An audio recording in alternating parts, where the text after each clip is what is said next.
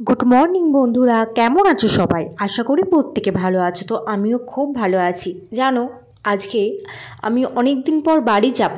তো সেই আনন্দে আজ আমি যে সারাদিন কী করব আমি ভাবতে পারছি না। তাই আমি ক্যামেরাটা চালু করলাম যে আজ আমি সারাদিন কী করি সেটাই তোমাদের সাথে শেয়ার করব। এমনিতে আমার বড় ভিডিও ছাড়া হয়নি, যেই কারণে তোমরা আর দেখতে পাও না আমার বড় ভিডিও। যাই হোক, এখন আমি এরপর স্নান করব, ঠাকুর পুজো করব, তারপর আমি মর্নিং ডিউটিতে যাব। মর্নিং ডিউটি করার পর তারপর আমি বাড়ি যাব। তো চলো ঠাকুর পুজো করে নিই। তো এই হলো আমার ঠাকুর। এটা হচ্ছে শিব ঠাকুর আর ওটা হচ্ছে কালী ঠাকুর। এই কালী ঠাকুরের একটা রহস্য আছে। আমি গিয়েছিলাম দীঘা ঘুরতে, তো সেখান থেকে আমি গুড়িয়ে পেয়েছিলাম ওই কালী ঠাকুরটা। তো যাই হোক, আমি পুজো দিয়ে দিই। তো এরপর পুজো দেওয়ার পর আবার ডিউটিতে যেতে হবে। সময়টাও 7টা ছিল তখন, সকাল 7টা। তো পুজো দেওয়ার পর আবার ডিউটিতে যেতে হবে। আর এই দিকে এক সাইডে ছিল সমস্ত কৃষ্ণ ঠাকুর, রাধা ঠাকুর, আরও অনেক অনেক ঠাকুরই ছিল। যাই হোক, তো আর এখানে রয়েছে বড় মার, যেটা আমি সত্যি কখনো ভাবতে পারিনি যে আমি বড় মার মন্দিরের কাছে চলে আসবো। আসলে আমার নার্সিংহোমটা এমন জায়গায় যে গঙ্গা পেরালেই বড় মার মন্দির, পুরো সোজাসুজি। তাই সকালবেলা ঘুম থেকে উঠেই আগে গঙ্গা মায়ের দিকে আমি তাকিয়ে প্রণাম করে নিই। আর সেখানেই থাকে বড় মা, গঙ্গার ওই দিকে। তো সেখানে আমি প্রণাম করে নিই। তো যাই হোক, চলো আমি এগুলো ধুয়ে চলে আসি। এটা হচ্ছে আমাদের রুম আর এটা হচ্ছে বাইরটা। এই যে বলেছিলাম না গঙ্গা নদী, দেখো এখন চলছে জোয়ার, সেই জন্য ভরা নদী। আর ভরা নদী কার না দেখতে ভালো লাগে? আর তারপর সকালে রোদটা জাস্ট খুব সুন্দর লাগে, তাই না? তো যাই হোক, আমি তোমাদেরকেও একটু দেখিয়ে দিলাম, তো তোমরাও দেখতে থাকো। তো তারপর আর কি, বাইরে একটা ছিল তুলসী মন্দির, তো সেখানে একটু জল দিয়ে আসবো বলে তাই গিয়েছিলাম। আর ওই ফুলগুলো দেখতে পাচ্ছ, ওগুলো হচ্ছে বাসি ফুল, ওগুলো একটা টোবে টোবে দিয়ে দেবো। আর কালকে প্রচুর পরিমাণে ঝড় বৃষ্টি হয়েছিল, যে কারণে পুরো এটাই উল্টে গেছে। এই যে তুলসী গাছ দেখতে পাচ্ছ, পুরো টোপটাই উল্টে গেছে। আর কত ফুল হয়েছে, তাই না? এটা আমাদের ছোট্ট বাগান। আমি, সঞ্চিতাদি, আরও আমাদের সবাই মিলে একসঙ্গে এই ছোট্ট বাগানটাকে যত্ন করে রেখেছি। তো যাই হোক, আমি ফুলগুলো ছিঁড়ে ছিঁড়ে দিয়ে দিচ্ছি ওর ভিতরে। আর উপর থেকে একটু তত্রা করে জল ছড়িয়ে দিচ্ছি। যদিও কালকে বৃষ্টি হয়েছিল, জল রয়েছে, তবুও একটু জল দিয়ে দিলাম। তারপর ওখান থেকে এসে আমি আর ভিডিও করতে পারলাম না, তাই মনের মতো করে ভক্তি ভরে আগে ঠাকুরকে পুজো দিয়ে দিলাম, তারপর তোমাদের সাথে শেয়ার করছি। যাই হোক, অনেকটাই দেরি হয়ে যাচ্ছে, এরপর আমাকে বেরাতে হবে। যদিও আমি চুলে শ্যাম্পু করেছিলাম বাড়ি যাব বলে, তাই চুলটা একটু হাওয়ায় শুকনো করে নিয়েছিলাম। ডিউটিতে যাব না, চুল তো বেঁধে যেতে হবে আইসিইউতে। তো আমার এইদিকে ব্যাগ রেডি হয়ে গেছে আমি বাড়ি যাওয়ার জন্য। আমার ব্যাগ, সাইড ব্যাগ প্লাস জামা, আমি সমস্ত কিছু রেডি করে রেখেছি।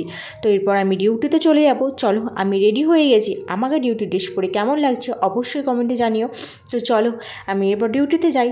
তো টাটা, এরপর আবার খেতে আসবো যখন, তখন দেখা হবে। তো ফাইনালি আমি ডিউটি সেরে ব্রেকফাস্ট করতে চলে এসেছিলাম। তখন হয়েছিল রুটি আর হয়েছিল তড়কা। তো কার রুটি তড়কা খেতে ভালো লাগে অবশ্যই জানিও। তো মাসির তখনও রুটি ভাজা হচ্ছিল না, তাই আমি একটু বাইরে চলে এসেছিলাম। তো তারপর দেখি মাসি রুটি সেঁকছে। তো আমার তো খুব ভালো লাগে, মাসির হাতের রান্না সত্যি খুবই সুন্দর, আমার খুব ভালো লাগে। কখনো ভাবিনি যে একটা ঘরোয়া একটা রান্না পাবো নার্সিংহোমেতে এসে। যাই হোক, মাসি সত্যি খুব ঘরোয়া রান্নাই করে, যেটা সবারই খুবই ভালো লাগে। তো রুটিগুলোকে সেঁকে নিচ্ছে, গরম গরম রুটি তড়কা খেয়ে সকালে ব্রেকফাস্টটা সেরে তারপর আবার ডিউটিতে চলে যাব। কারণ ডিউটিটাই তো আসল না। ডিউটি শেষ করে কখন যে দুপুর হবে, কখন যে বাড়ি আসবো, সেটাই হচ্ছে আমার কি বলবো, আর যে আনন্দ আমি আত্মহারা হয়ে যাচ্ছি। যাই হোক, আমি তড়কা নিয়ে নিলাম। আবার আমি 2টো রুটি খাই, আমি বেশি এমনিতে রুটি পছন্দ করি না, তবু 2টো রুটি খাই। তার সঙ্গে একটু কিচেন সস নিয়ে নিয়েছিলাম, কারণ আমি দেখতে চাই সস দিয়ে কেমন লাগে। আর এই সসটা কিনেছিলাম চাউমিন হয় একদিন, সেই জন্য সসটা কিনেছিলাম। তো যাই হোক, আমার খাওয়া কমপ্লিট করে আমি আবার ডিউটিতে চলে গেছিলাম। তো যাই হোক, এই যে ভিডিওটা দেখতে পাচ্ছ, এটা আমি ডিউটি শেষ করে এসে এরপর আমি বাড়ি যাওয়ার জন্য রওনা দেব। তো এখন হয়ে গেছে দুপুর, কারণ এখন বাজছে 1:30টা। তো আমার ট্রেন ছিল 2:27, সেই জন্য আমি তাড়াহুড়ো করে রেডি হয়ে গেলাম। তো তারপর রেডি হওয়ার পর আমি সবথেকে বেশি যেটা মিস করব, এই ঘুম থেকে উঠে গঙ্গা মাকে। কারণ ঘুম থেকে ওঠার পরই এক ছুটে জানালার ধারে এই গঙ্গার মৃদু বাতাস প্লাস মৃদু আলো আর গঙ্গার এই দৃশ্যটা সত্যি খুব মিস করবো, বড্ড মিস করবো। যাই হোক, বড্ড দেরি হয়ে যাচ্ছে। তারপর আমি চলে গেছিলাম, তো আমি ট্রেনেও চেপে পড়েছি। এখন চুঁচুড়ার ট্রেনে উঠেছি, কারণ আমি ভিডিও করতে পারছিলাম না সব সময়, আমার পক্ষে একা সম্ভব হয়ে হচ্ছিল না। তো সেই জন্য তারপর আমি শেওড়াফুলিতে নেমে পড়েছিলাম, তো দাঁড়িয়েছিলাম ট্রেনের জন্য। আর এত পরিমাণে ভিড় হওয়াটাই স্বাভাবিক, কারণ শেওড়াফুলি থেকে যাবে আরামবাগ, তার মাঝে পড়ছে তারকেশ্বর, কারণ সেখানে এখন গাজনের সময়, তো সাধু সন্ন্যাসী তো ভর্তি তো থাকবেই। যাই হোক, অনেক কষ্ট করে আমি বসতে পেরেছি। এই অনেক 1 ঘন্টা দাঁড়ানোর পর আমি বসতে পেরেছিলাম অনেক কষ্ট করে। আর একটা জিনিস দেখাচ্ছি, তোমাদেরকে দেখাও, এটা লেডিস, কিন্তু এত ভিড়, আমার মনে হয়েছিল জেনারেলে হয়তো একটু ফাঁকা হতো। যাই হোক, আমি তারকেশ্বরে চলে এসেছি, সেটা তোমাদের দেখেই মনে হচ্ছে। এত সন্ন্যাসী, এত সবাই মিলে বসে রয়েছে, দেখো পুরো প্ল্যাটফর্মটা পুরো ভর্তি, এত জন সবাই বসে রয়েছে। আমার তো খুব ভালো লাগছে, কিন্তু একদিকে আবার মনটাও খারাপ যে এরপর আমি যখন নার্সিংহোমে ফিরবো তখন কিভাবে ফিরবো, এত ভিড় থাকলে যাওয়াটা তো আর সম্ভব না। তো যাই হোক, তো তারপর তারকেশ্বর থেকেও ছেড়ে দিয়েছিল ট্রেনটা আরামবাগের দিকে। তো আমি বসে ছোট্ট করে একটু ভিডিও নিয়েছিলাম। তো অনেকটা ভিড় কমতে আমি একটু বাইরে বেরিয়ে একটু দাঁড়িয়েছিলাম, বাতাসটা খাচ্ছিলাম আর কি। যাই হোক, তো এখনও ট্রেনেতেই রয়েছি, জানি না বাড়ি যেতে কটা বাজবে। এখন তো বিকাল হয়ে গেছে, 5টার সময় আরামবাগে ট্রেনটা ঢুকবার কথা। তো সামনে এটা মুন্ডেশ্বরী নদী, কিন্তু তার আগে একটা দামোদর নদী ফেলে এসেছি।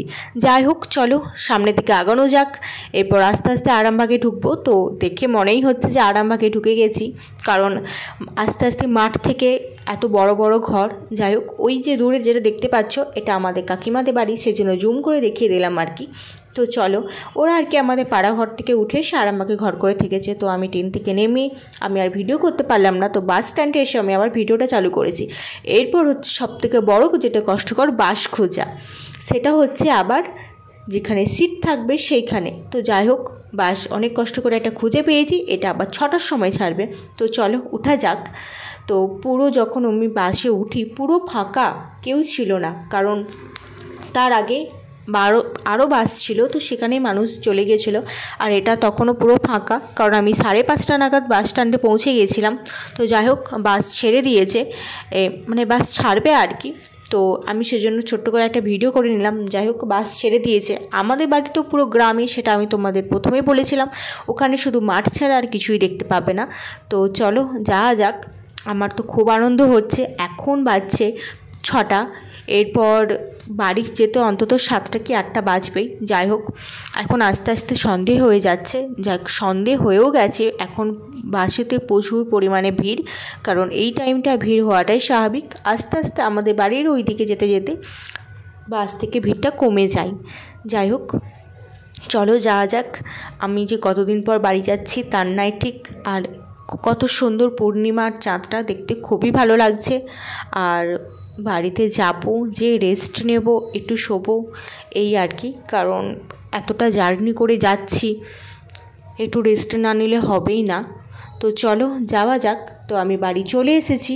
তো আমার যদি ভিডিও ভালো লাগে অবশ্যই একটা লাইক, কমেন্ট আর শেয়ার করে দেবো। অবশ্যই একটা সাবস্ক্রাইব তো করেই দেবেন। তো যাই হোক, আমি বাড়ি চলে এসেছি, সাবধানে আসতে পেরেছি, এই আর কি। তো চলো, টাটা।